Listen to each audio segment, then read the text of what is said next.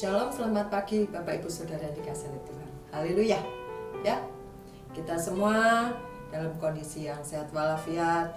Saat ini sedang banyak saudara-saudara kita yang sakit flu, pilek karena perubahan cuaca. Tetapi kita bersyukur dan kita puji Tuhan jikalau kita masih diberi kesehatan oleh Tuhan. Haleluya. Haleluya. Mari kita berdoa bersama-sama. Tuhan Yesus, terima kasih, kami sungguh bersyukur punya Allah seperti Engkau. Begitu hebat pemeliharaanmu, begitu hebat kasih sayangmu dan kemuliaan Tuhan yang selalu Tuhan curahkan dalam kehidupan kami. Dan kami merasa betapa Tuhan adalah Tuhan yang hidup, yang senantiasa menjaga, melindungi dan memagari kami. Terima kasih Tuhan, kami merasakan begitu besar kasih sayang-Mu terhadap kami Bapa. Terima kasih Tuhan. Pada pagi hari ini kami mau merenungkan firman-Mu Tuhan. Biarlah apa yang kami renungkan pada pagi hari ini berdampak dalam kehidupan kami untuk menjadi pribadi yang lebih setia dan lebih sungguh-sungguh dalam pengabdian kami kepada Tuhan. Di dalam nama Tuhan Yesus kami akan merenungkan firman-Mu. Biarlah hikmat Tuhan turun atas kami. Di dalam nama Tuhan Yesus, haleluya, amin. Puji Tuhan. Puji Tuhan. Bapak Ibu Saudara yang dikasihi oleh Tuhan,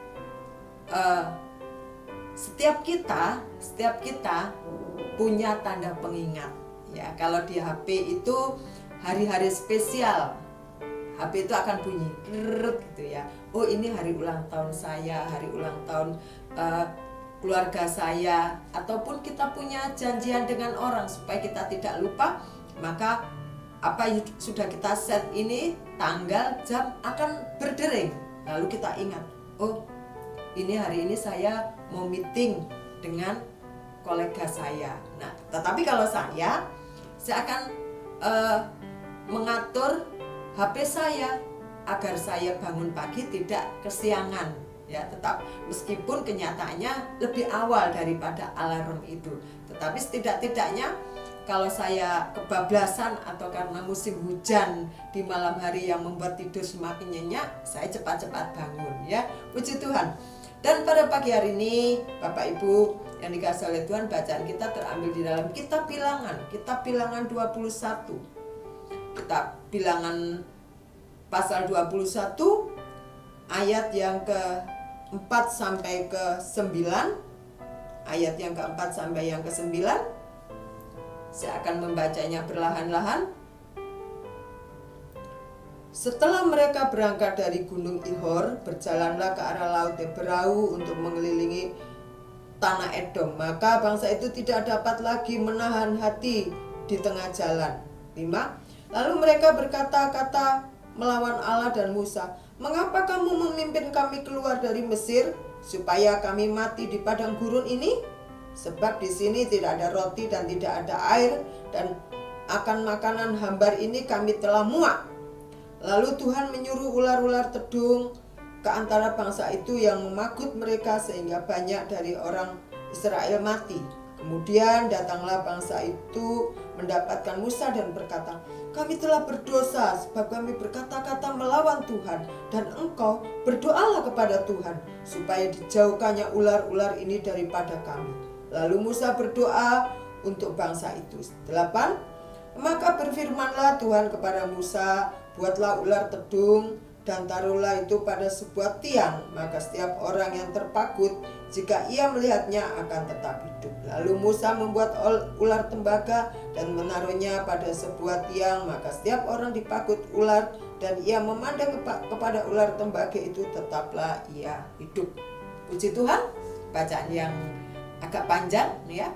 Dan pada pagi hari ini sharing kita akan saya beri tema yaitu tanda pengingat. Puji Tuhan. Bapak Ibu Saudara yang dikasihi oleh Tuhan, waktu saya membaca firman Tuhan tadi, mungkin kita menjadi tahu bagaimana sikap tindak tanduk bangsa Israel ini terhadap Tuhan. Ya. Sesungguhnya Tuhan ini terus melibatkan diri dalam kehidupan orang Israel. Ya. Dikeluarkannya orang Israel dari Mesir menuju ke Kanaan, ya, dari mana itu? Mesir ke Gunung Sinai waktu Musa menerima hukum Taurat. Dari Sinai masih disertai Tuhan ke Kades. Dari Kades pun tetap Tuhan memimpin sampai perbatasan Moab. Bapak Ibu Saudara yang dikasihi oleh Tuhan, di dalam ayat yang kelima tadi pasal 21 dikatakan, lalu mereka berkata-kata melawan Allah dan Musa, mengapa kamu memimpin kami keluar dari Mesir supaya kami mati di tengah padang gurun ini? Sebab di sini tidak ada roti dan tidak ada air, dan akan makanan hambar ini kami telah muak. Bapak Ibu Saudara yang dikasihi oleh Tuhan, sesungguhnya Tuhan itu sudah menyediakan makanan, bahkan bekal dalam kehidupan orang Israel. Kalau kita baca lagi di dalam kitab Keluaran 16, maka di situ dengan tema mana, ya, bagaimana Tuhan itu memelihara, memberikan mana, menurunkan burung puyuh, karena mereka bersungut-sungut minta daging. Oke, Tuhan kasih, ya. Kurang apa Tuhan ini terhadap orang Israel? Apa yang dia minta selalu Tuhan berikan. Bapak Ibu Saudara yang dikasihi oleh Tuhan, ya. Sebenarnya orang Israel ini selalu mengatakan, kurang kuburankah sehingga kamu bawa ke sini, keluar dari Mesir? Ya. Ada yang mengatakan lebih enak di Mesir meskipun kami ditindas. Nah, sesungguhnya mengeluarkan kehidupan orang Mesir ini lebih sulit daripada mengeluarkan orang Mesirnya. Apakah Allah tidak mampu? Wow, so pasti Allah itu sangat mampu untuk membawa mereka, ya. Dengan hal-hal yang sudah dialami oleh orang Israel, sesungguhnya diperlihatkan, ini loh aku adalah Allah yang bertanggung jawab atas kehidupan. Di mana engkau sudah aku keluarkan dari Mesir menuju tanah Kanaan, dalam perjalananmu ada banyak musuh yang menghadang kamu, tetapi aku tidak membiarkan engkau begitu saja. Tidak membiarkan engkau bertarung melawan musuhmu seorang diri. Aku akan ada di pihakmu. Dan aku adalah Tuhan yang bertanggung jawab. Tetapi orang Israel itu, ya, yang menjadi senjatanya adalah memberontak kepada Tuhan. Selalu mengatakan, selalu tidak puas, selalu bersungut-sungut. Jenis-jenis orang memberontak itu begitu. Tidak ada pernah ada bersyukurnya, tidak ada pernah rasa puasnya. Mencari masalah ini itu, kurang ini sedikit, wah langsung berontak.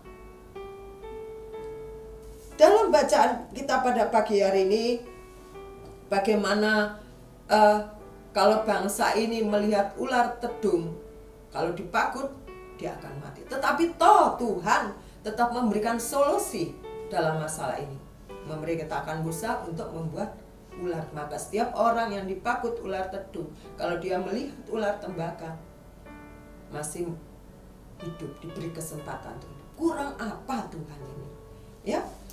Bapak Ibu Saudara yang dikasihi oleh Tuhan, Allah ingin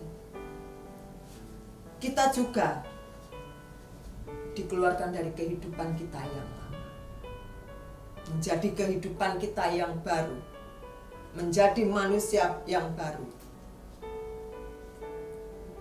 mempunyai karakter baru, mempunyai tabiat baru.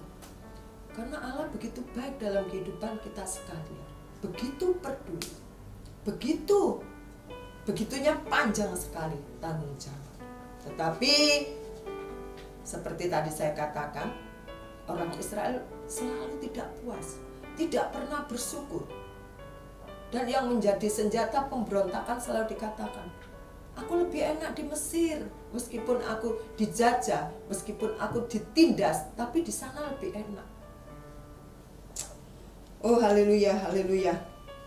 Biarlah kita tidak seperti orang-orang Israel, ya, lupa akan kebaikan Tuhan.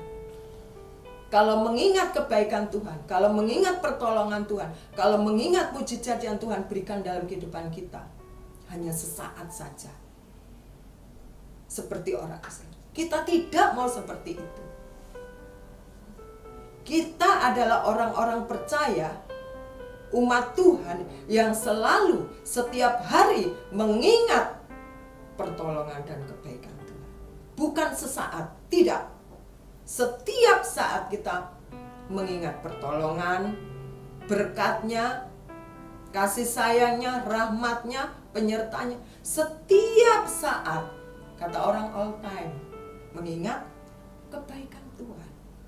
Kalau kita mengingat sekali kebaikan Tuhan, lalu tidak ingat lagi, kita tidak bedanya seperti orang Israel.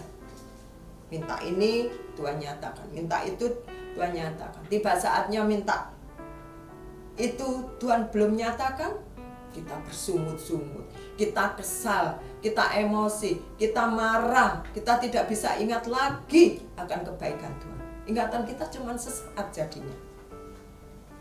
Bapak Ibu Saudara yang dikasihi oleh Tuhan, bukan kebetulan pada pagi hari ini kita belajar, termasuk saya. Kita mau bersama-sama setiap saat, setiap detik, setiap helahan nafas kita mau ingat Tuhan. Kebaikannya, pertolongannya, mujizatnya setiap hari yang sudah kita rasakan. Amin Bapak Ibu. Sehingga biarlah kita ini terus mengingat Tuhan.